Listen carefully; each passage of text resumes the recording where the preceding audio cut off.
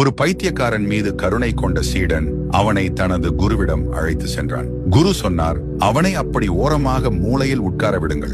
உணவையும் நீரையும் அருகில் வையுங்கள். ஆனால் உண்ணும்படி கூற வேண்டாம். பசித்தால் அவனே எடுத்து சாப்பிடுவான். அவனுக்கு எந்த உதவியும் செய்ய வேண்டாம். நீங்கள் யாரும் கண்டுகொள்ளவும் வேண்டாம் என்றார். அவன் கத்துவான், கற்களை வீசுவான். ஆனால் அவனை யாரும் கண்டுகொள்ளவில்லை. சீடர்கள் அவரவர் வேலைகளை பார்த்தனர். அந்த பைத்தியக்காரனுக்கு எதிர்வினையாற்றுவது இல்லாது போனது.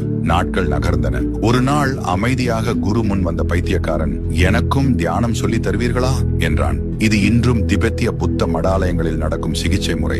எதிர்வினையாற்ற யாரும் இல்லை என்றால் அவர் அமைதியாகி விடுவார் என்கிறார்கள் திபெத்திய லாமாக்கள். மற்றவர் பார்க்கவில்லை என்றால் பைத்தியக்காரத்தனங்கள் வளர்ந்து கொண்டே போகாது. தர்க்கம் பண்ணாதீர்கள். நம்முடைய பேச்சே தர்க்கத்திற்கு தீனி, நம் அமைதியே அதற்கு பட்டினி. அமைதியாக இருங்கள், எல்லாம் சரியாகும். ஒருவேளை சரியாகவில்லை என்றாலும் பரவாயில்லை, நீங்கள் சரியாக இருப்பீர்கள். ஒரு பைத்தியக்காரன் மீது கருணை கொண்ட சீடன் அவனை